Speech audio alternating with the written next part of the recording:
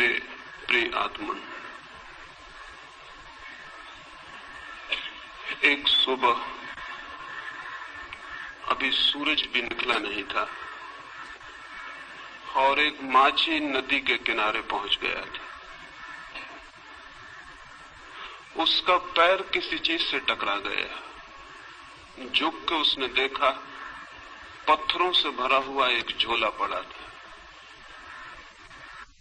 उसने अपना जाल किनारे पर रख दिया। वो सुबह सूरज के उगने की प्रतीक्षा करने लगा।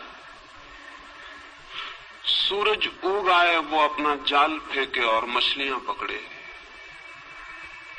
वो जो झोला उसे पड़ा हुआ मिल गया था जिसमें वो एक एक पत्थर निकाल के शांत नदी में फेंकने लगा।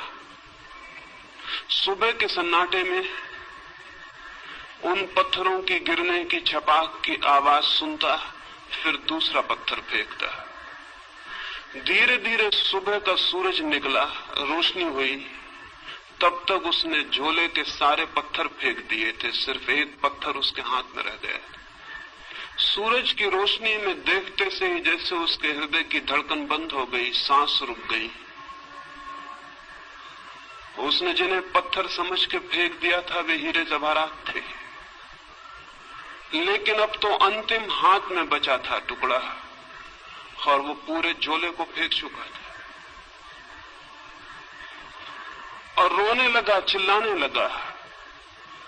इतनी संपदा उसे मिल गई थी कि अनंत जन्मों के लिए काफी थी, लेकिन अंधेरे में अनजान अपरिचित उसने उस सारी संपदा को पत्थर समझ के फेंक दिया था। लेकिन फिर भी वो मछुआ सौभाग्यशाली था, क्योंकि अंतिम पत्थर फेंकने के पहले सूरज निकल आया था और उसे दिखाई पड़ गया था कि उसके हाथ में हीरा है। साधारणतः सभी लोग इतने सौभाग्यशाली नहीं होते। जिंदगी बीत जाती है, सूरज नहीं निकलता, सुबह नहीं होती, रोशनी नहीं आती और सारे जीवन के हीरे हम पत्थर समझ के फेंक चुके होते। जीवन एक बड़ी संपदा है, लेकिन आदमी सिवाय उसे फेंकने और गंवाने के कुछ भी नहीं करता है।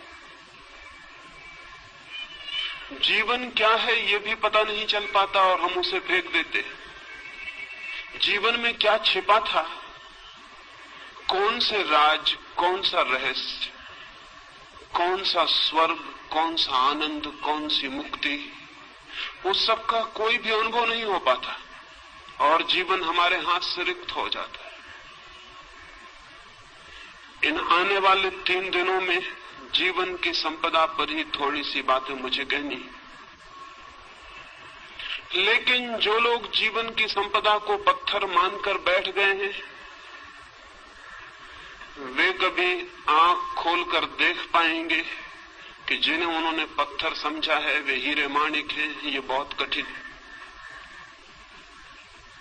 और जिन लोगों ने जीवन को पत्थर मान के फेंकने में ही समय गंवा दिया है, अगर आज उनसे कोई कहने जाए कि जिन्हें तुम पत्थर समझ के फेंक रहे थे वहां हीरे मोती भी थे, तो वे नाराज होंगे, क्रोध से भर जाएंगे। इसलिए नहीं कि जो बात कही गई वो गलत है, बल्कि इसलिए कि ये बात इस बात का स्मरण दिलाती है कि उन्होंने बहुत सी संपदा फेंक दी है। लेकिन चाहे हमने कितनी ही संपदा फेंक दी हो, अगर एक क्षण भी जीवन का शेष है तो फिर भी हम कुछ बचा सकते हैं और कुछ जान सकते हैं और कुछ पा सकते हैं। जीवन की खोज में कभी भी इतनी देर नहीं होती कि कोई आदमी निराश होने का कारण पाए। लेकिन हमने ये मान ही लिया है अंधेरे में, अज्ञान में, कि जीवन में कुछ भी नहीं है सिवाय पत्थरों के। जो लोग ऐसा मान के बैठ गए हैं उन्होंने खोज के पहले ही हार स्वीकार कर ली। मैं इस हार के संबंध में, इस निराशा के संबंध में, इस मान ली गई पराजय के संबंध में सबसे पहली चेतावनी ये देना चाहता हूं कि जीवन मिट्टी और पत्थर नहीं है। जीवन में बहुत कुछ है। जीवन के मिट्टी पत्थर के बीच भी बहुत कुछ छिपा है। अगर खोजने वाली आंखें हो तो जीवन से वो सीढ़ी भी निकलती है जो परमात्मा तक पहुंचती है। इस शरीर में भी जो देखने पर हड्डी मांस और चमड़ी से ज्यादा नहीं है, वो छिपा है जिसका हड्डी मांस और चमड़ी से कोई भी संबंध नहीं। इस साधारण सी देह में भी जो आज जन्मती है, कल मर जाती है और मिट्टी हो जाती है, उसका वास है जो अमृत है, जो कभी जन्मता नहीं और कभी समाप्त भी नहीं होता है। रूप के भीतर अरूप छिपा है और दृश्य के भीतर अदृश्य का वास है, और मृत्यु के कुहासे में अमृति की ज्योति छिपी हुई है। मृत्यु के धुएं में अमृत की लौ भी छिपी हुई है, वो फ्लेम, वो ज्योति भी छिपी हुई है जिसकी कोई मृत्यु नहीं। लेकिन हम धुएं को देखकर ही वापस लौट आते हैं और ज्योति को नहीं खोज पाते। या जो लोग थोड़ी हिम्मत करते हैं वे धुएं में ही खो जाते हैं और ज्योति तक नहीं पहुंच पाते हैं। ये यात्रा कैसे हो सकती है कि हम धुएं के भीतर छिपी हुई ज्योति को जान सके, शरीर के भीतर छिपी हुई आत्मा को पहचान सके, प्रकृति के भीतर छिपे हुए परमात्मा के दर्शन कर सके? ये कैसे हो सकता है? उस संबंध में ही 3 चरणों में मुझे बात करनी। पहली बात, हमने जीवन के संबंध में ऐसे दृष्टिकोण बना लिए हैं, हमने जीवन के संबंध में ऐसी धारणाएं बना ली हैं, हमने जीवन के संबंध में ऐसा फलसफा खड़ा कर रखा है। उस दृष्टिकोण और धारणा के कारण ही जीवन के सत्य को देखने से हम वंचित रह जाते हैं। हमने मान ही लिया है कि जीवन क्या है, बिना खोजे, बिना पहचाने, बिना जिज्ञासा किए हमने जीवन के संबंध में कोई निश्चित बात ही समझ रखी।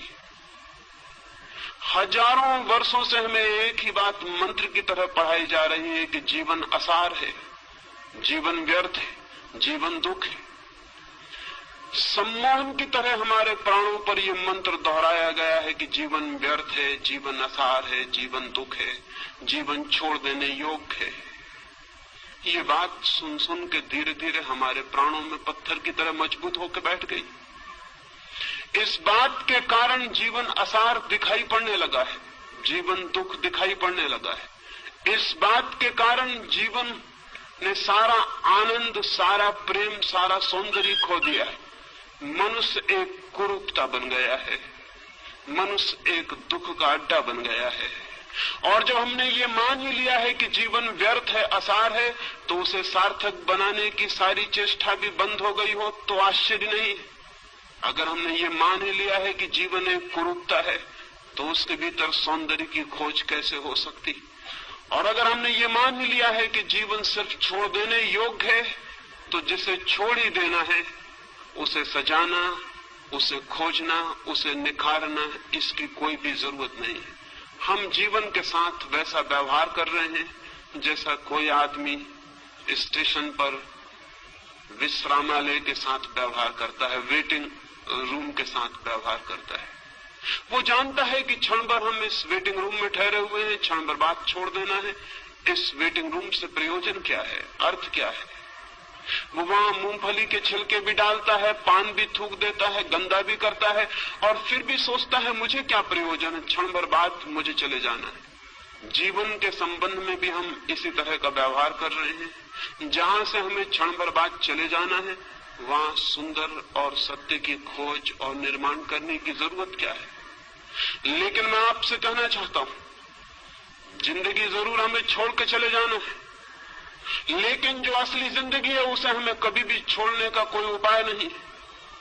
हम ये घर छोड़ देंगे, ये स्थान छोड़ देंगे, लेकिन जो जिंदगी का सत्य है वो सदा हमारे साथ होगा, वो हम स्वयं हैं। स्थान बदल जाएंगे, मकान बदल जाएंगे, लेकिन जिंदगी हमारे साथ होगी, उसके बदलने का कोई उपाय नहीं। और सवाल ये नहीं है कि जहां हम ठहरे थे उसे हमने सुंदर किया था, जहां हम रुके थे वहां हमने प्रीतिकर हवा पैदा की थी, जहां हम 2 क्षण को ठहरे थे वहां हमने आनंद का गीत गाया था।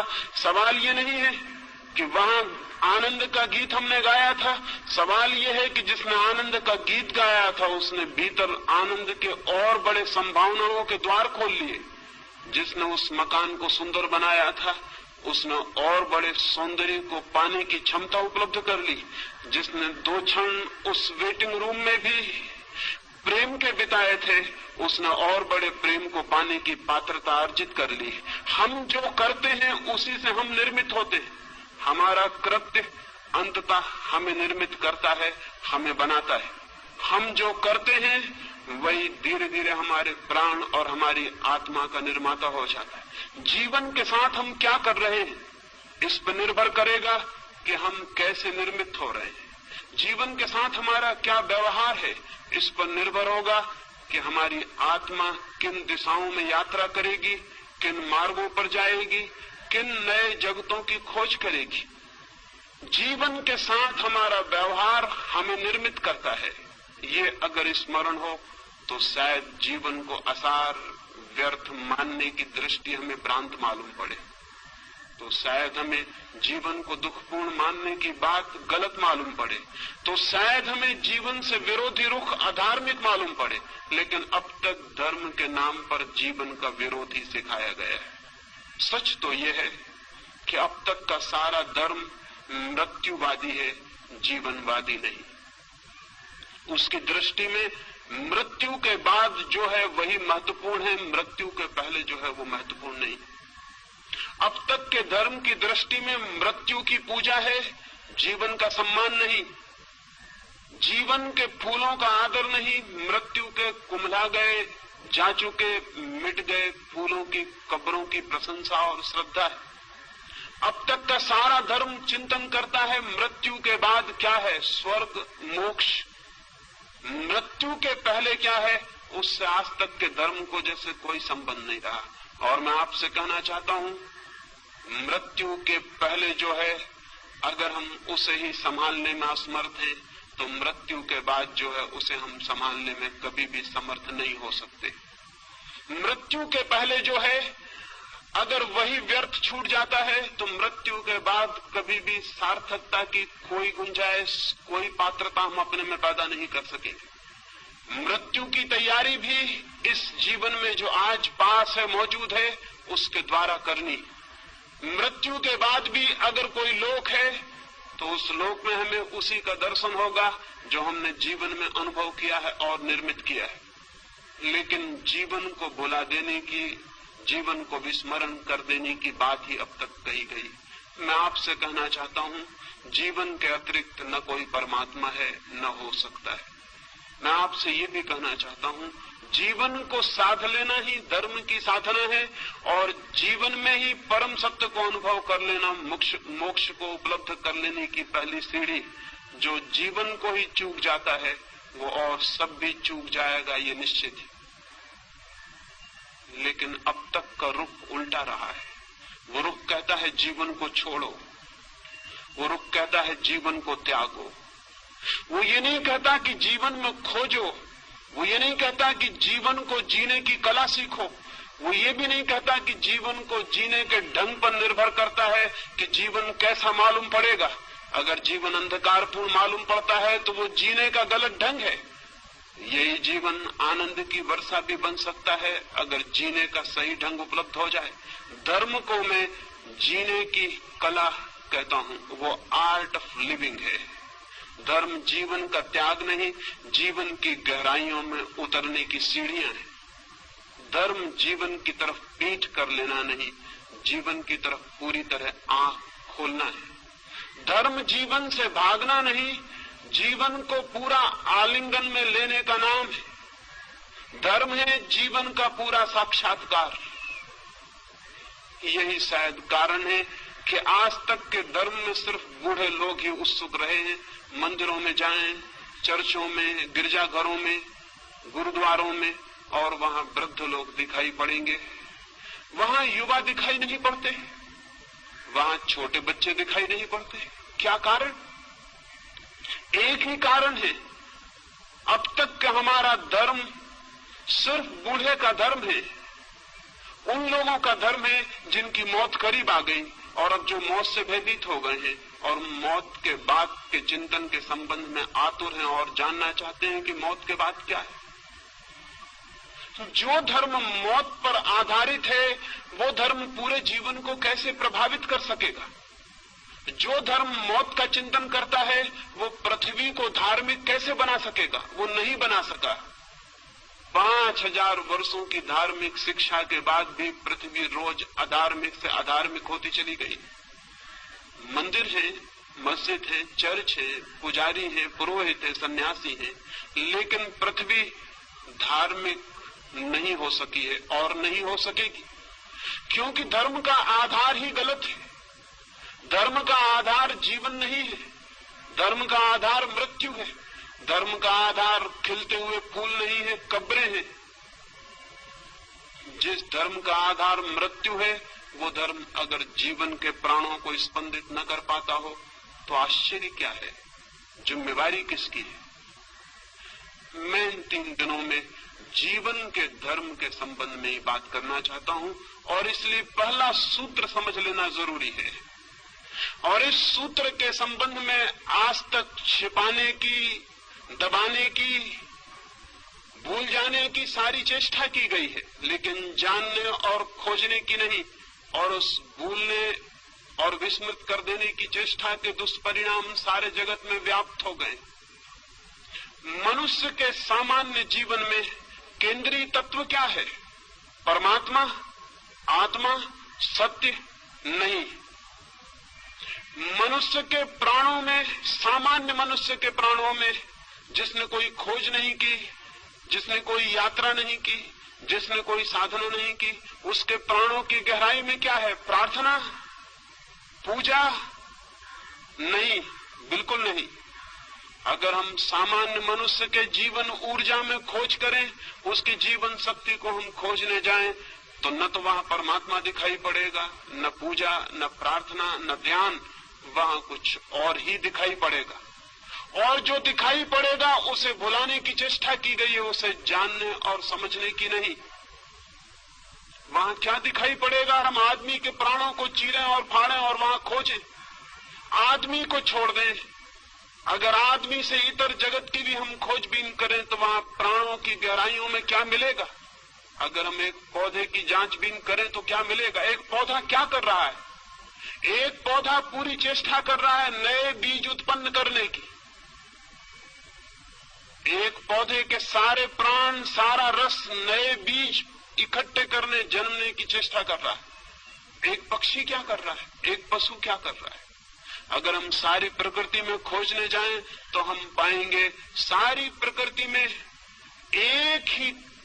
एक ही क्रिया जोर से प्राणों को घेर कर चल रही है, और वो क्रिया है सतत सृजन की क्रिया, वो क्रिया है क्रिएशन की क्रिया, वो क्रिया है जीवन को पुनरुज्जीवित नए नए रूपों में जीवन देने की क्रिया।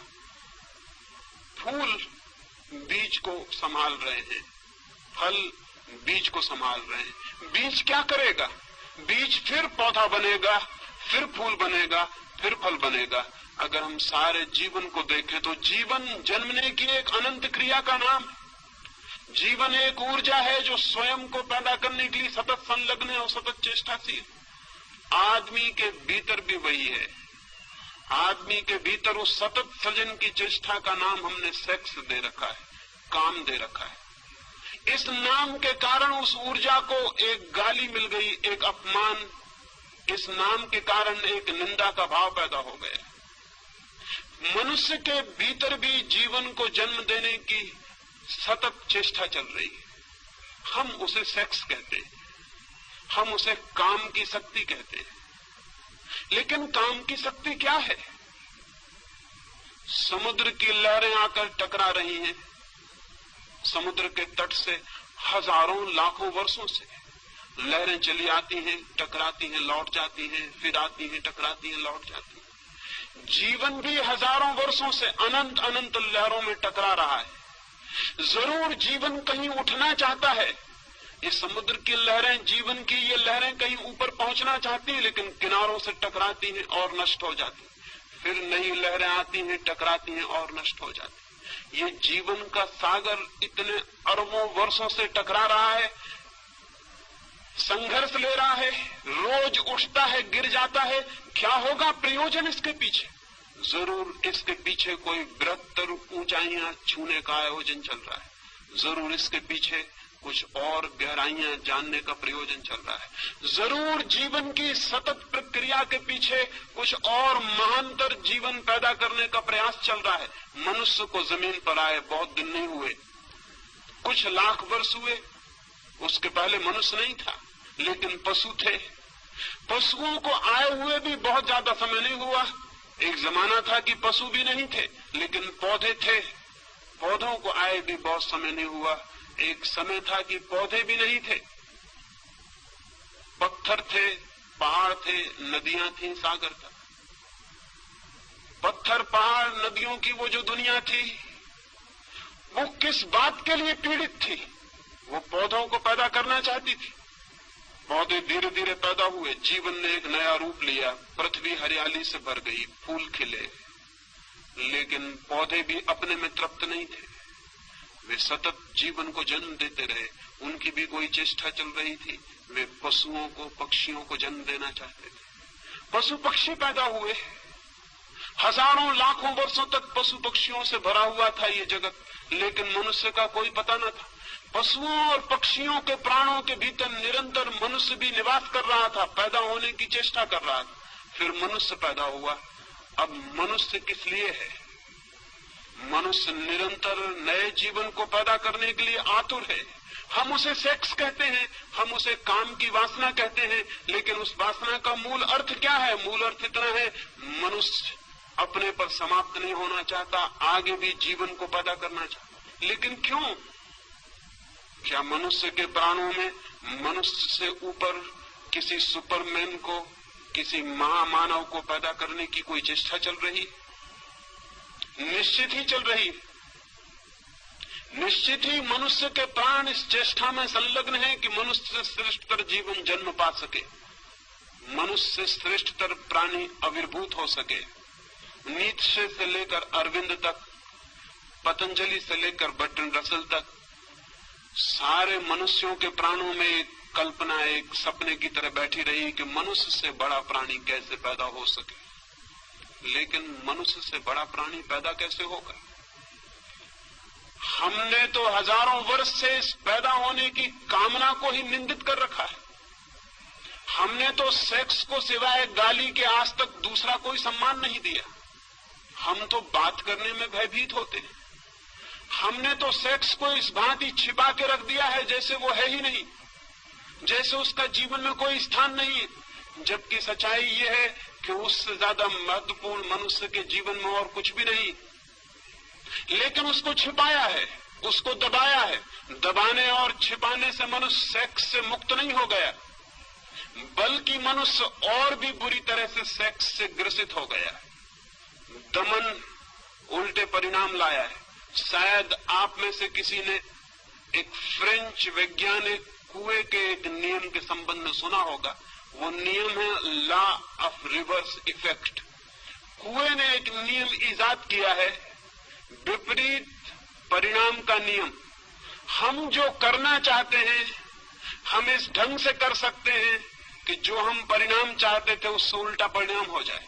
एक आदमी साइकिल चलाना सीखता है, बड़ा रास्ता है, चौड़ा रास्ता है, एक छोटा सा पत्थर रास्ते के किनारे पड़ा हुआ है। वो साइकिल चलाने वाला घबराता है कि मैं कहीं उस पत्थर से न टकरा जाऊं। अब इतना चौड़ा रास्ता है कि अगर आंख बंद कर भी वो चलाए तो पत्थर से टकराना आसान बात नहीं है। इसके 100 में एक ही मौके हैं कि वो पत्थर से टकराए। इतने चौड़े रास्ते पर कहीं से भी निकल सकता है, लेकिन वो देख के घबराता है कहीं मैं पत्थर से टकरा ना जाऊं। और जैसे ही वो घबराता है मैं पत्थर से न टकरा जाऊं, सारा रास्ता विलीन हो गया, सिर्फ पत्थर ही दिखाई पड़ने लगता है उसको। अब उसकी साइकिल का चाक पत्थर की तरफ मुड़ने लगता है। वो हाथ पैर से घबराता है, उसकी सारी चेतना उस पत्थर को ही देखने लगती है और एक सम्मोहित हिप्नोटाइज्ड आदमी की तरह वो पत्थर की तरफ खींचा जाता है और जाके पत्थर से टकरा जाता है। नया साइकिल सीखने वाला उसी से टकरा जाता है जिससे बचना चाहता है। लैंप पोस्ट टकरा जाता है, पत्थर से टकरा जाता है। इतना बड़ा रास्ता था कि अगर कोई निशानेबाज ही चलाने की कोशिश करता तो उस पत्थर से टकरा सकता था, लेकिन ये सिक्खड़ आदमी कैसे उस पत्थर से टकरा गया। कुएं कहता है हमारी चेतना का एक नियम है, लॉ ऑफ रिवर्स इफेक्ट। हम जिस चीज से बचना चाहते हैं चेतना उसी पर केंद्रित हो जाती है और परिणाम में हम उसी से टकरा जाते हैं। 5000 वर्षों से आदमी सेक्स से बचना चाह रहा है और परिणाम इतना हुआ है कि गली कूचे हर जगह जहां भी आदमी जाता है वहीं सेक्स से टकरा जाता है। लॉ ऑफ रिवर्स इफेक्ट मनुष्य की आत्मा को पकड़े हुए। क्या कभी आपने ये सोचा कि आप चित्त को जहां से बचाना चाहते हैं चित्त वहीं आकर्षित हो जाता है, वहीं निमंत्रित हो जाता है। जिन लोगों ने मनुष्य को सेक्स के विरोध में समझाया उन लोगों ने ही मनुष्य को कामुक बनाने का जुम्मा भी अपने ऊपर ले लिया। मनुष्य की अति कामुकता गलत शिक्षाओं का परिणाम है और आज भी हम भयभीत होते हैं कि सेक्स की बात न की जाए। क्यों भयभीत होते हैं? भयभीत इसलिए होते हैं कि हमें डर है कि सेक्स के संबंध में बात करने से लोग और कामुक हो जाएंगे। मैं आपको कहना चाहता हूं ये बिल्कुल ही गलत भ्रम है, ये 100% गलत है। पृथ्वी उसी दिन सेक्स से मुक्त होगी जब हम सेक्स के संबंध में सामान्य स्वस्थ बातचीत करने में समर्थ हो जाएंगे। जब हम सेक्स को पूरी तरह से समझ सकेंगे तो ही हम सेक्स का अतिक्रमण कर सकेंगे। जगत में ब्रह्मचर्य का जन्म हो सकता है, मनुष्य सेक्स के ऊपर उठ सकता है, लेकिन सेक्स को समझकर, सेक्स को पूरी तरह पहचान कर, उस ऊर्जा के पूरे अर्थ, मार्ग, व्यवस्था को जानकर उससे मुक्त हो सकता है। आंखें बंद कर लेने से कोई कभी मुक्त नहीं हो सकता। आंखें बंद कर लेने वाले सोचते हो कि आंख बंद कर लेने से शत्रु समाप्त हो गया तो वो पागल है। मरुस्थल में शुतुरमुर्ग भी ऐसा ही सोचता है। दुश्मन हमले करते हैं तो शुतुरमुर्ग रेत में सिर छिपा के खड़ा हो जाता है और सोचता है कि जब दुश्मन मुझे दिखाई नहीं पड़ रहा तो दुश्मन नहीं है। लेकिन ये तर्क, शुतुरमुर्ग को हम क्षमा भी कर सकते हैं, आदमी को क्षमा नहीं किया जा सकता। सेक्स के संबंध में आदमी ने शुतुरमुर्ग का व्यवहार किया है आज तक। वो सोचता है आंख बंद कर लो सेक्स के प्रति तो सेक्स मिट गया। अगर आंख बंद कर लेने से चीजें मिटती होती तो बहुत आसान थी जिंदगी, बहुत आसान होती दुनिया। आंखें बंद करने से कुछ मिटता नहीं, बल्कि जिस चीज के संबंध में हम आंखें बंद करते हैं, हम प्रमाण देते हैं कि हम उससे भयभीत हो गए हैं, हम डर गए हैं, वो हमसे ज्यादा मजबूत है, उससे हम जीत नहीं सकते, इसलिए हम आंख बंद करते हैं। आंख बंद करना कमजोरी का लक्षण है। और सेक्स के बाबत सारी मनुष्य जाति आंख बंद करके बैठ गई। न केवल आंख बंद करके बैठ गई है, बल्कि उसने सब तरह की लड़ाई भी सेक्स से ली और उसके परिणाम, उसके दुष्परिणाम सारे जगत में ज्ञात है। अगर 100 आदमी पागल होते हैं तो उसमें से 98 आदमी सेक्स को दबाने की वजह से पागल होते। अगर हजारों स्त्रियां हिस्टीरिया से परेशान हैं तो उसमें से 100 में से 99 स्त्रियों के पीछे हिस्टीरिया के, मिर्गी के, बेहोशी के सेक्स की मौजूदगी है, सेक्स का दमन मौजूद है। अगर आदमी इतना बेचैन, अशांत, इतना दुखी और पीड़ित है तो इस पीड़ित होने के पीछे उसने जीवन की एक बड़ी शक्ति को बिना समझे उसकी तरफ पीठ खड़ी कर ली है, उसका कारण। और परिणाम उल्टे आते हैं।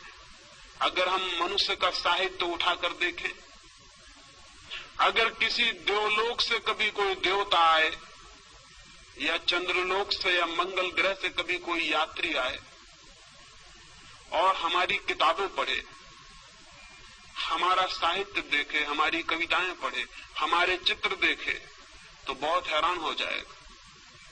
वो हैरान हो जाएगा ये जानकर कि आदमी का सारा साहित्य सेक्स पर क्यों केंद्रित है, आदमी की सारी कविताएं सेक्सुअल क्यों है, आदमी की सारी कहानियां, सारे उपन्यास सेक्स पर क्यों खड़े हैं, आदमी की हर किताब के ऊपर नंगी औरत की तस्वीर क्यों है, आदमी की हर फिल्म नंगे आदमी की फिल्म क्यों है। वो आदमी बहुत हैरान होगा। अगर कोई मंगल से आके हमें इस हालत में देखेगा तो बहुत हैरान होगा। वो सोचेगा आदमी सेक्स के सिवाय क्या कुछ भी नहीं सोचता।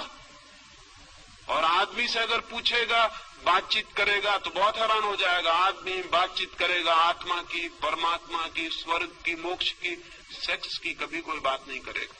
और उसका सारा व्यक्तित्व चारों तरफ से सेक्स से भरा हुआ है। वो मंगल ग्रह का वासी तो बहुत हैरान होगा। वो कहेगा बातचीत कभी नहीं की जाती जिस चीज की, उसको चारों तरफ से तृप्त करने की हजार पागल कोशिशें क्यों की जा रही।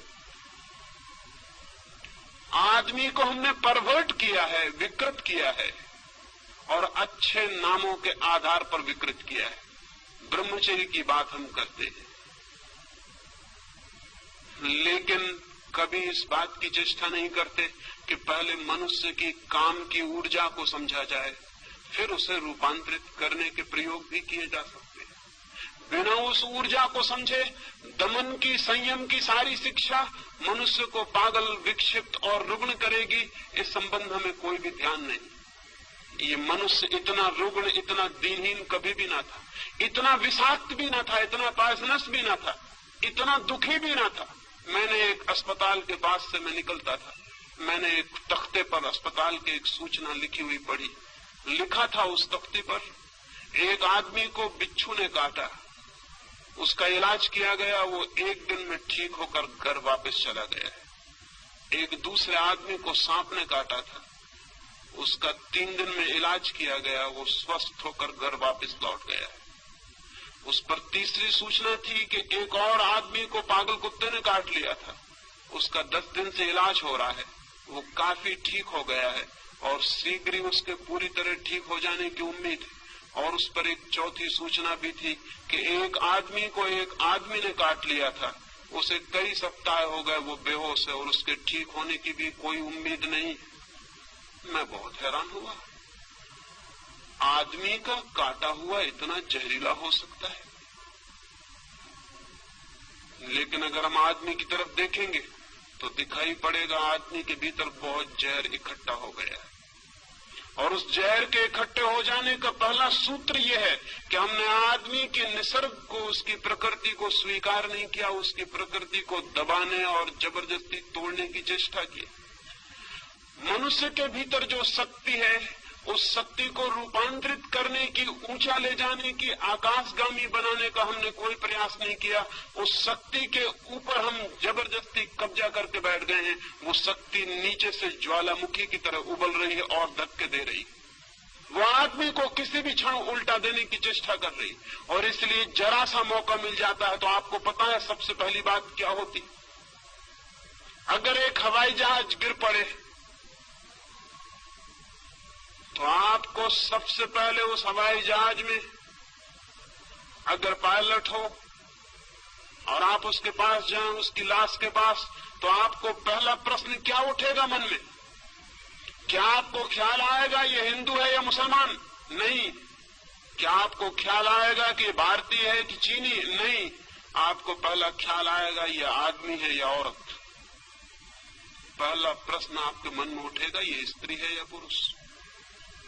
क्या आपको ख्याल है इस बात का कि ये प्रश्न क्यों सबसे पहले ख्याल में आता है?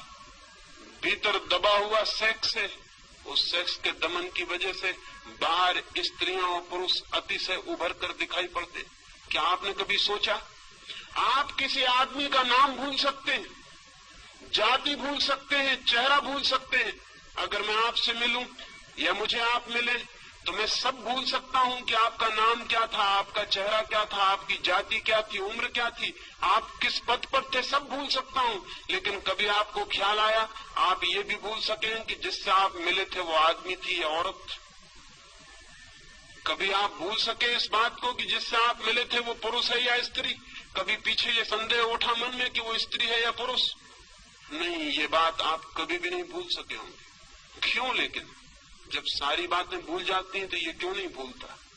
हमारे भीतर मन में कहीं सेक्स बहुत अतिशय होकर बैठा है, वो 24 घंटे उबल रहा है, इसलिए सब बात भूल जाती है लेकिन ये बात नहीं भूलती। हम सतत सचेष्ट हैं। ये पृथ्वी तब तक स्वस्थ नहीं हो सकेगी जब तक आदमी और स्त्रियों के बीच ये दीवार और ये फासला खड़ा हुआ है। ये पृथ्वी तब तक कभी भी शांत नहीं हो सकेगी जब तक भीतर उबलती हुई आग है और उसके ऊपर हम जबरदस्ती बैठे हुए। उस आग को रोज दबाना पड़ता है, उस आग को प्रतिक्षण दबाए रखना पड़ता है। वो आग हमको भी जला डालती है, सारा जीवन राख कर देती है, लेकिन फिर भी हम विचार करने को राजी नहीं होते ये आग क्या थी। और मैं आपसे कहता हूं, अगर हम इस आग को समझ लें तो ये आग दुश्मन नहीं है, दोस्त है। अगर हम इस आग को समझ लें तो ये हमें जलाएगी नहीं, हमारे घर को गर्म भी कर सकती है सर्दियों में, और हमारी रोटियां भी पका सकती है, और हमारी जिंदगी के लिए सहयोगी और मित्र भी हो सकती है। लाखों साल तक आकाश में बिजली चमकती थी, कभी किसी के ऊपर गिरती थी और जान ले लेती थी। कभी किसी ने सोचा भी न था कि एक दिन घर में पंखा चलाएगी ये बिजली, कभी ये रोशनी करेगी अंधेरे में, ये किसी ने सोचा नहीं था। आज वही बिजली हमारी साथी हो गई। क्यों?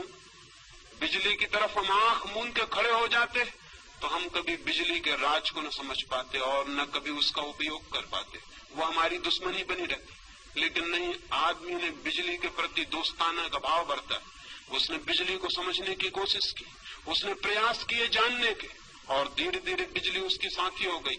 आज बिना बिजली के क्षण भर जमीन पर रहना मुश्किल मालूम होगा। मनुष्य के भीतर बिजली से भी बड़ी ताकत है सेक्स की। मनुष्य के भीतर अणु की शक्ति से भी बड़ी शक्ति है सेक्स की। कभी आपने सोचा लेकिन ये शक्ति क्या है और कैसे हमें इसे रूपांतरित करे? एक छोटे से अणु में इतनी शक्ति है कि हिरोशिमा का पूरा 1 लाख का नगर भस्म हो सकता है। लेकिन क्या आपने कभी सोचा कि मनुष्य के काम की ऊर्जा का एक अणु एक नए व्यक्ति को जन्म देता है? उस व्यक्ति में गांधी पैदा हो सकता है, उस व्यक्ति में महावीर पैदा हो सकता है, उस व्यक्ति में बुद्ध पैदा हो सकते हैं, क्राइस्ट पैदा हो सकता है, उससे आइंस्टीन पैदा हो सकता है और न्यूटन पैदा हो सकता है। एक छोटा सा अणु एक मनुष्य की काम ऊर्जा का एक गांधी को छिपाए हुए, गांधी जैसा विराट व्यक्तित्व जन्म पा सकता है।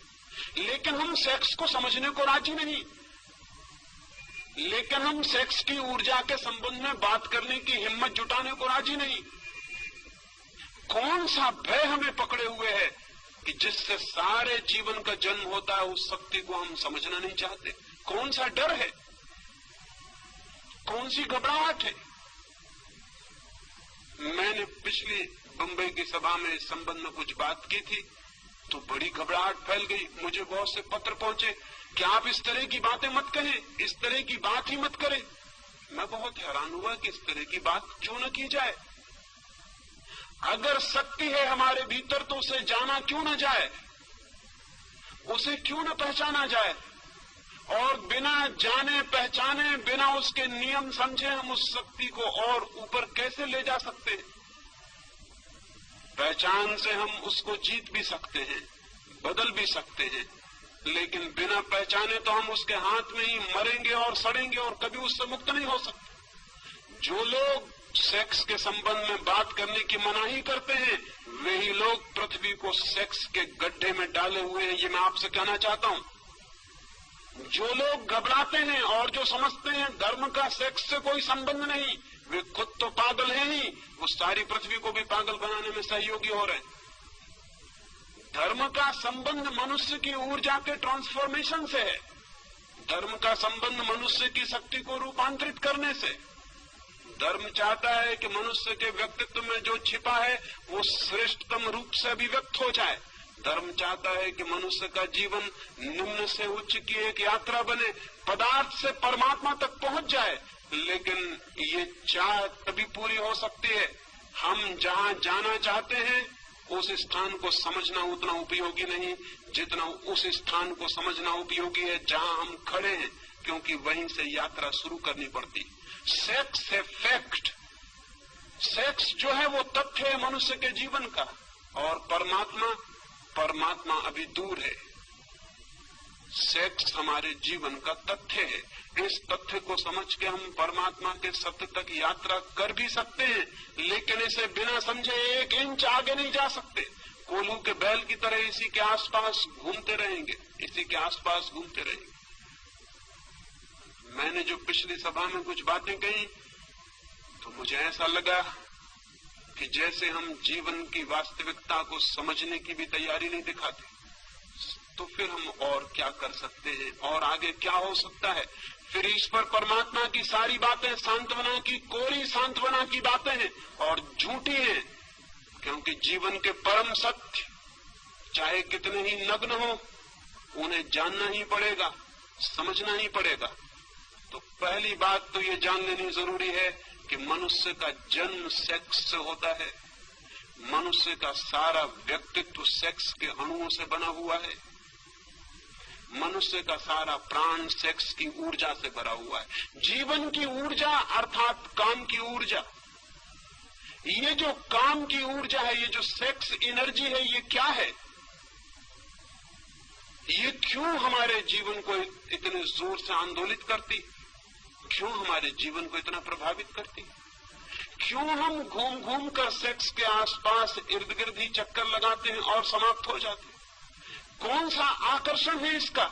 हजारों साल से ऋषि मुनि इंकार कर रहे हैं, लेकिन आदमी प्रभावित नहीं हुआ मालूम पड़ता है।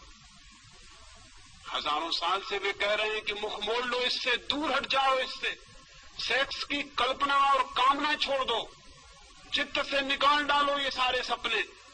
लेकिन आदमी के चित्त से ये सपने निकले नहीं, निकल भी नहीं सकते हैं इस बात की। बल्कि मैं तो इतना हैरान हुआ हूं, मैं वैश्याओं से भी मिला हूं, लेकिन वैश्याओं ने मुझसे सेक्स की बात नहीं की, उन्होंने आत्मा परमात्मा के संबंध में पूछताछ की। और मैं साधु सन्यासियों से भी मिलता हूं, वे जब भी अकेले में मिलते हैं तो सिवाय सेक्स के और किसी बात के संबंध में पूछताछ नहीं करते।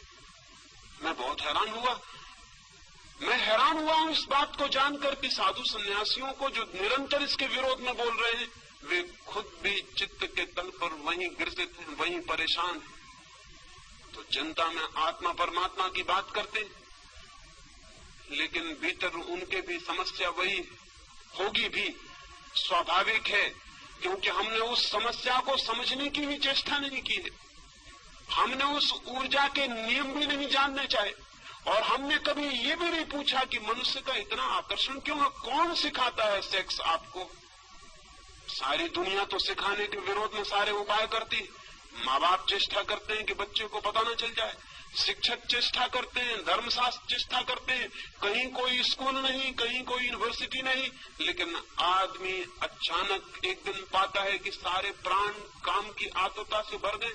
ये कैसे हो जाता है? बिना सिखाए ये कैसे हो जाता है? सत्य की शिक्षा दी जाती है, प्रेम की शिक्षा दी जाती है, उसका तो कोई पता नहीं चलता। इस सेक्स का इतना प्रबल आकर्षण, इतना नैसर्गिक केंद्र क्या है? जरूर इसमें कोई रहस्य है और इसे समझना जरूरी है, तो शायद हम इससे मुक्त भी हो सकते। पहली बात तो ये कि मनुष्य के प्राणों में सेक्स का जो आकर्षण है वो वस्तुतः सेक्स का आकर्षण नहीं है। मनुष्य के प्राणों में जो काम वासना है वो वस्तुतः काम की वासना नहीं है। इसलिए हर आदमी काम के कृत्य के बाद पछताता है, दुखी होता है, पीड़ित होता है, सोचता है कि इससे मुक्त हो जाऊं, ये क्या है? लेकिन शायद आकर्षण कोई दूसरा है, और वो आकर्षण बहुत रिलीजियस, बहुत धार्मिक अर्थ रखता है।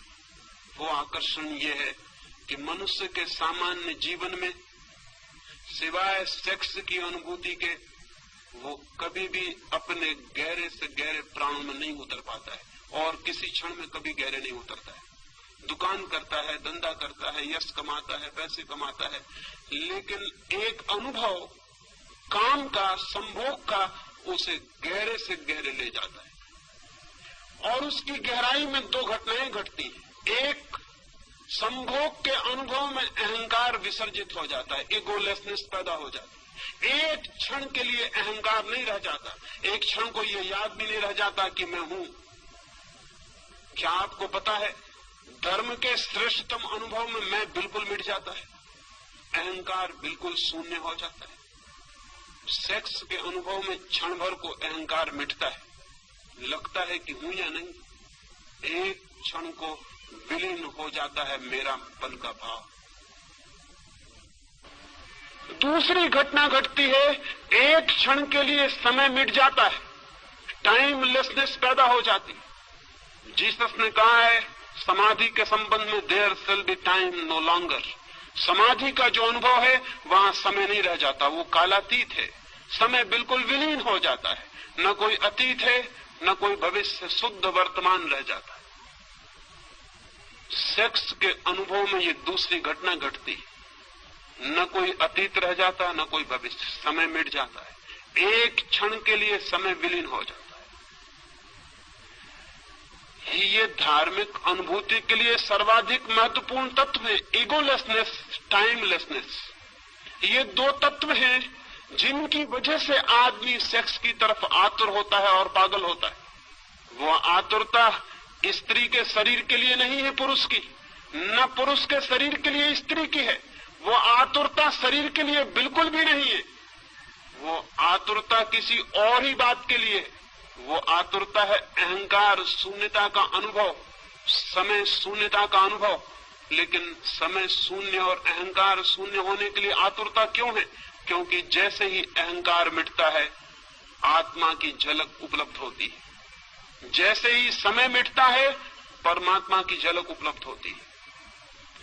एक क्षण को होती है ये घटना, लेकिन उस एक क्षण के लिए आदमी कितनी ही ऊर्जा, कितनी ही शक्ति खोने को तैयार है। शक्ति खोने के कारण पछताता है बाद में कि शक्ति छीन हुई, शक्ति का अपव्यय हुआ, और उसे पता है कि शक्ति जितनी छीन होती मौत उतनी करीब आती। कुछ पशुओं में तो एक ही संभोग के बाद नर की मृत्यु हो जाती, कुछ कीड़े तो एक ही संभोग कर पाते हैं और संभोग करते ही करते समाप्त हो जाते। अफ्रीका में एक मकड़ा होता है, वो एक ही संभोग कर पाता है और संभोग की हालत में ही मर जाता है, इतनी ऊर्जा छीन हो जाती। मनुष्य को यह अनुभव में आ गया बहुत पहले कि सेक्स का अनुभव शक्ति को छीन करता है, जीवन ऊर्जा कम होती है और धीरे धीरे मौत करीब आती है। पछताता है आदमी, लेकिन इतना पछताने के बाद फिर पाता है कि कुछ घड़ियों के बाद फिर वही आतुरता है। निश्चित ही इस आतुरता में कुछ और अर्थ है जो समझ लेना जरूरी। सेक्स की आतुरता में कोई रिलीजियस अनुभव है, कोई आत्मिक अनुभव है। उस अनुभव को अगर हम देख पाएं तो हम सेक्स के ऊपर उठ सकते हैं। अगर उस अनुभव को हम न देख पाएं तो हम सेक्स में ही जिएंगे और मर जाएंगे। उस अनुभव को अगर हम देख पाएं, अंधेरी रात है और अंधेरी रात में बिजली चमकती, बिजली की चमक अगर हमें दिखाई पड़ जाए और बिजली को अगर हम समझ लें तो अंधेरी रात को हम मिटा भी सकते हैं। लेकिन अगर हम ये समझ लें कि अंधेरी रात के कारण बिजली चमकती है तो फिर हम अंधेरी रात को और घना करने की कोशिश करेंगे ताकि बिजली चमके। सेक्स की घटना में बिजली चमकती है, एक वो सेक्स से अतीत है, ट्रांसेंड करती है, पार से आती। उस पार के अनुभव को अगर हम पकड़ लें तो हम सेक्स के ऊपर उठ सकते हैं, अन्यथा नहीं। लेकिन जो लोग सेक्स के विरोध में खड़े हो जाते हैं वे अनुभव को समझ भी नहीं पाते कि वो अनुभव क्या है। वे कभी ये ठीक विश्लेषण भी नहीं कर पाते कि हमारी आतुरता किस चीज के लिए। मैं आपसे कहना चाहता हूं कि संभोग का इतना आकर्षण क्षणिक समाधि के लिए है और संभोग से आप उस दिन मुक्त होंगे जिस दिन आपको समाधि बिना संभोग के मिलना शुरू हो जाएगी। उसी दिन संभोग से आप मुक्त हो जाएंगे, सेक्स से मुक्त हो जाएंगे। क्योंकि एक आदमी 1000 रुपए खोकर थोड़ा सा अनुभव पाता हो और कल हम उसे बता दें कि रुपए खोने की कोई जरूरत नहीं, इस अनुभव की तो खदानें भरी पड़ी हैं, तुम चलो इस रास्ते से और उस अनुभव को पालो, तो फिर वो 1000 रुपए खो के उस अनुभव को खरीदने बाजार में नहीं जाएगा। सेक्स जिस अनुभूति को लाता है, अगर वो अनुभूति किन्हीं और मार्गों से उपलब्ध हो सके तो आदमी का चित्त सेक्स की तरफ बढ़ना अपने आप बंद हो जाता है, उसका चित्त एक नई दिशा लेना शुरू कर देता है। इसलिए मैं कहता हूं जगत में समाधि का पहला अनुभव मनुष्य को सेक्स के अनुभव से ही उपलब्ध हुआ है। लेकिन वो बहुत महंगा अनुभव है, वो अति महंगा अनुभव है। और दूसरे कारण है कि वो अनुभव कभी एक क्षण से ज्यादा गहरा नहीं हो सकता। एक क्षण को झलक मिलेगी और हम वापस अपनी जगह पर लौट आते। एक क्षण को किसी लोक में उठ जाते हैं, किसी गहराई पर, किसी पीक एक्सपीरियंस पर, किसी शिखर पर पहुंचना होता है और हम पहुंच भी नहीं पाते और वापस गिर जाते। जैसे समुद्र की एक लहर आकाश में उठती, उठ भी नहीं पाती, पहुंच भी नहीं पाती हवाओं में, सिर उठा भी नहीं पाती और गिरना शुरू हो जाता है। ठीक हमारा सेक्स का अनुभव, बार बार शक्ति को इकट्ठा करके हम उठने की चेष्टा करते हैं किसी गहरी जगत में, किसी ऊंचे जगत में। एक क्षण को हम उठ भी नहीं पाते और सब लहर बिखर जाती है, हम वापस अपनी जगह खड़े हो जाते हैं और उतनी शक्ति और ऊर्जा को गंवा देते हैं। लेकिन अगर सागर की लहर बर्फ का पत्थर बन जाए, जम जाए और बर्फ हो जाए, तो फिर उसे नीचे गिरने की कोई जरूरत नहीं। आदमी का चित्त जब तक सेक्स की तरलता में बहता है, तब तक वापस उठता है, गिरता है, उठता है, गिरता है। सारा जीवन यही करता है। और जिस अनुभव के लिए इतना तीव्र आकर्षण है, ईगोलेसनेस के लिए, अहंकार शून्य हो जाए, मैं आत्मा को जान लूं, समय मिट जाए और मैं उसको जान लूं जो इटर्नल है, जो टाइमलेस है, उसको जान लूं जो समय के बाहर है, अनंत और अनादि है। उसे जानने की चेष्टा में सारा जगत सेक्स के केंद्र पर घूमता रहता है। लेकिन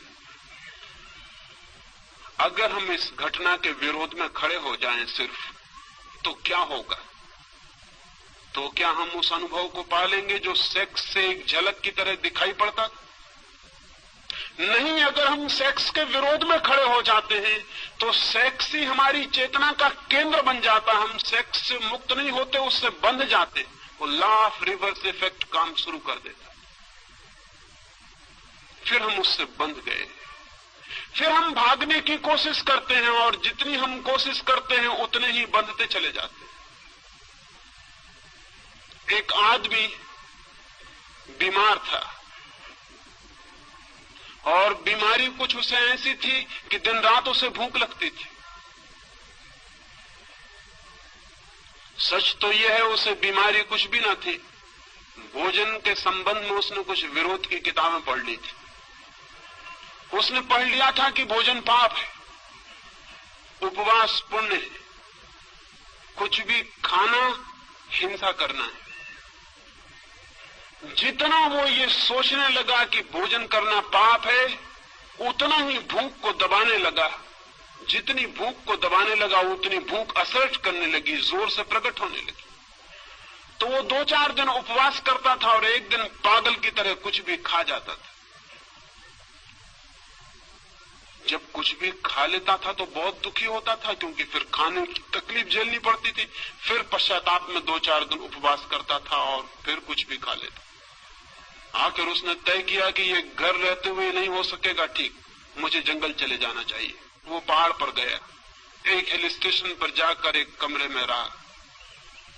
घर के लोग भी परेशान हो गए थे। उसकी पत्नी ने ये सोचकर कि शायद वो पहाड़ पर अब जाके भोजन की बीमारी से मुक्त हो जाएगा, उसने खुशी में बहुत से फूल उसे पहाड़ पर भिजवाए कि मैं बहुत खुश हूं कि तुम शायद पहाड़ से स्वस्थ होकर वापस लौटोगे।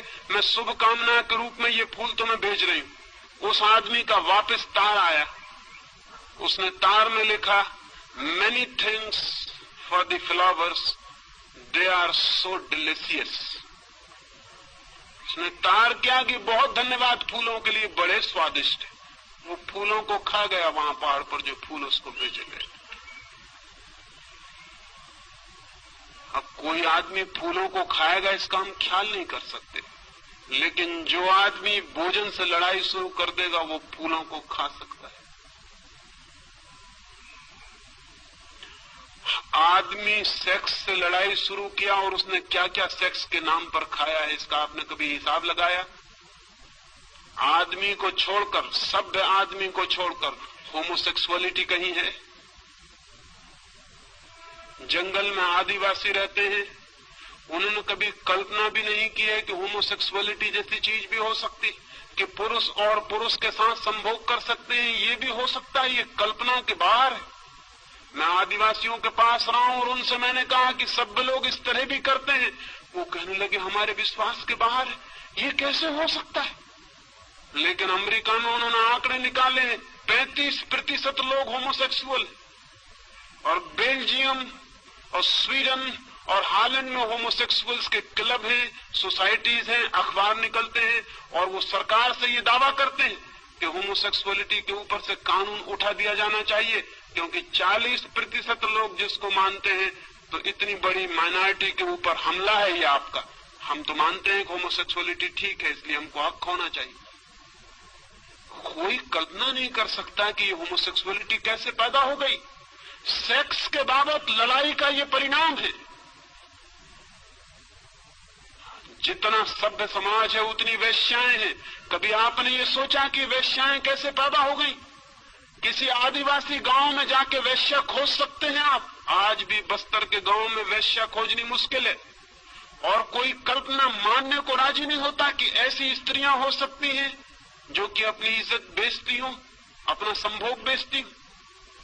लेकिन सभ्य आदमी जितना सभ्य होता चला गया उतनी वेश्याएं बढ़ती चली गई। क्यों? ये फूलों को खाने की कोशिश शुरू हुई। और आदमी की जिंदगी में कितने विकृत रूप से सेक्स ने जगह बनाई है, इसका अगर हम हिसाब लगाने चलेंगे तो हम हैरान रह जाएंगे कि आदमी को क्या हुआ है। इसका जिम्मा किस पर है? किन लोगों पर है? इसका जिम्मा उन लोगों पर है जिन्होंने आदमी को सेक्स को समझना नहीं, लड़ना सिखाया है, जिन्होंने सप्रेशन सिखाया है, जिन्होंने दमन सिखाया है। दमन के कारण सेक्स की शक्ति जगह जगह से फूटकर गलत रास्तों से बहनी शुरू हो गई। सारा समाज पीड़ित और रुग्ण हो गया है। इस रुग्ण समाज को अगर बदलना है तो हमें ये स्वीकार कर लेना होगा, काम की ऊर्जा है, काम का आकर्षण है। क्यों है काम का आकर्षण? काम के आकर्षण का जो बुनियादी आधार है, उस आधार को अगर हम पकड़ लें तो मनुष्य को हम काम की जगत से ऊपर उठा सकते हैं। और मनुष्य निश्चित काम के जगत के ऊपर उठ जाए तो ही राम का जगत शुरू होता है। खजुराहो के मंदिर के सामने मैं खड़ा था, 10-5 मित्रों को लेकर वहां गया। खजुराहो के मंदिर के चारों तरफ की दीवार पर तो मैथुन चित्र है, काम वासनाओं की मूर्तियां हैं। मेरे मित्र कहने लगे कि मंदिर के चारों तरफ ये क्या है? मैंने उनसे कहा, जिन्होंने ये मंदिर बनाया था वो बड़े समझदार लोग थे। उनकी मान्यता ये थी कि जीवन की बाहर की परिधि पर काम है, और जो लोग अभी काम से उलझे हैं उनको मंदिर में भीतर प्रवेश का कोई हक नहीं। फिर मैं अपने मित्रों को कहा भीतर चले, फिर उन्हें भीतर लेकर गया। वहां तो कोई काम प्रतिमा ना थी, वहां भगवान की मूर्ति थी। वे कहने लगे भीतर कोई प्रतिमा नहीं है। मैंने उनसे कहा कि जीवन की बाहर की परिधि पर काम वासना है, जीवन की बाहर की परिधि दीवार पर काम वासना है, जीवन के भीतर भगवान का मंदिर है। लेकिन जो अभी काम वासना से उलझे हैं वे भगवान के मंदिर में प्रवेश के अधिकारी नहीं हो सकते। उन्हें अभी बाहर की दीवार का ही चक्कर लगाना पड़ेगा। जिन लोगों ने ये मंदिर बनाया था वे बड़े समझदार लोग थे। ये मंदिर एक मेडिटेशन सेंटर था, ये मंदिर एक ध्यान का केंद्र था। जो लोग आते थे उनसे वो कहते थे बाहर पहले मैथुन के ऊपर ध्यान करो, पहले सेक्स को समझो, और जब सेक्स को पूरी तरह समझ जाओ और तुम पाओ कि मनुष्य मुक्त हो गया है तब तुम भीतर आ जाना, फिर भीतर भगवान से मिलना हो सकता है। लेकिन धर्म के नाम पर हमने सेक्स को समझने की स्थिति पैदा नहीं की, सेक्स की शत्रुता पैदा कर दी। सेक्स को समझो मत, आंख बंद कर लो और घुस जाओ भगवान के मंदिर में आंख बंद करके। आंख बंद करके कभी कोई भगवान के मंदिर में जा सका है? और आंख बंद करके अगर आप भगवान के मंदिर में पहुंच भी गए तो बंद आंख में आपको भगवान दिखाई नहीं पड़ेंगे, जिससे आप भाग कर आए हैं वही दिखाई पड़ता रहेगा, आप उसी से बंधे रह जाएंगे। शायद कुछ लोग मेरी बातें सुन के समझते हैं कि मैं सेक्स का पक्षपाती हूं। मेरी बातें सुन के शायद लोग समझते हैं कि मैं सेक्स का प्रचार करना चाहता हूं। अगर कोई ऐसा समझता हो तो उसने मुझे कभी सुना ही नहीं है, ऐसा उससे कह देना। इस समय पृथ्वी पर मुझसे ज्यादा सेक्स का दुश्मन आदमी खोजना मुश्किल है, और उसका कारण यह है कि मैं जो बात कह रहा हूं अगर वो समझी जा सकी तो मनुष्य जाति को सेक्स के ऊपर उठाया जा सकता है, अन्यथा नहीं। और जिन थोथे लोगों को हमने समझा है वो सेक्स के दुश्मन थे, वो सेक्स के दुश्मन नहीं थे। उन्होंने सेक्स में आकर्षण पैदा कर दिया, सेक्स से मुक्ति पैदा नहीं की। सेक्स में आकर्षण पैदा हो गया विरोध के कारण। मुझसे एक आदमी ने कहा है कि जिस चीज का विरोध ना हो उसको करने में कोई रस ही नहीं रह जाता। चोरी के फल खाने जितने मधुर और मीठे होते हैं उतने बाजार से खरीदे गए फल कभी नहीं होते। इसलिए अपनी पत्नी उतनी मधुर कभी नहीं मालूम पड़ती जितनी पड़ोसी की पत्नी मालूम पड़ती। वो चोरी के फल है, वो वर्जित फल है। और सेक्स को हमने एक ऐसी स्थिति दे दी, एक ऐसा चोरी का जामा पहना दिया, एक ऐसे झूठ के लिबास में छिपा दिया, ऐसी दीवारों में खड़ा कर दिया कि उसने हमें तीव्र रूप से आकर्षित कर लिया। बर्ट्रैंड रसल ने लिखा है कि जब मैं छोटा बच्चा था, विक्टोरियन जमाना था, स्त्रियों के पैर भी दिखाई नहीं पड़ते थे। वो कपड़े पहनती थी जो जमीन पर घसटता था और पैर नहीं दिखाई पड़ता। अगर कभी किसी स्त्री का अंगूठा दिख जाता था तो आदमी आतुर होकर अंगूठा देखने लगता था और काम वासना जग जाती थी। और रसल कहता है कि अब स्त्रियां करीब करीब आधी नंगी घूम रही और उनका पैर पूरा दिखाई पड़ता लेकिन कोई असर नहीं होता। तो रसल ने लिखा है कि इससे ये सिद्ध होता है कि हम जिन चीजों को जितना ज्यादा छिपाते हैं उन चीजों में उतना ही कुत्सित आकर्षण पैदा होता है।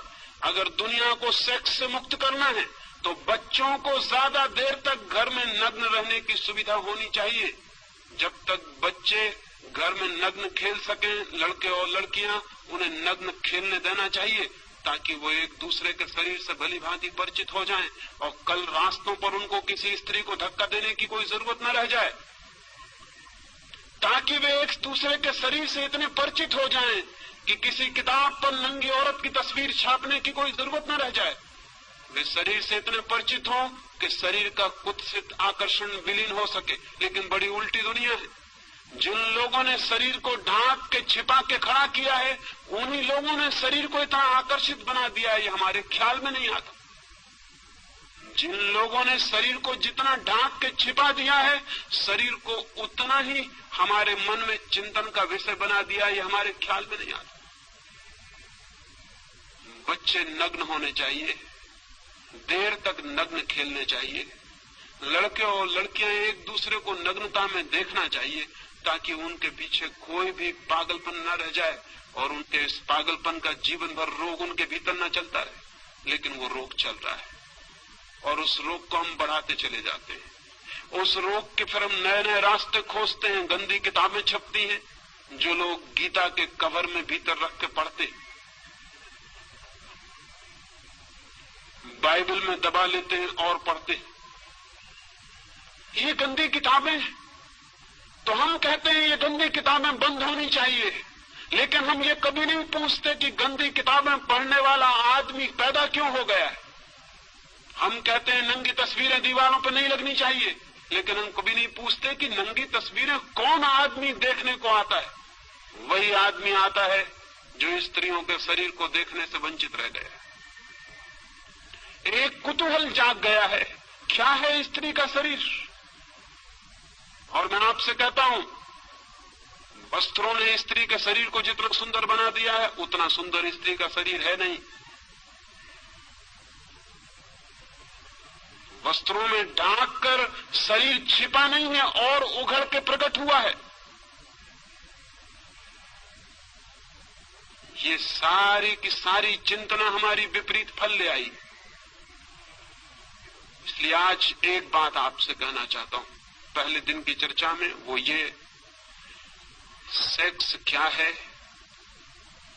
उसका आकर्षण क्या है, उसकी विकृति क्यों पैदा हुई है।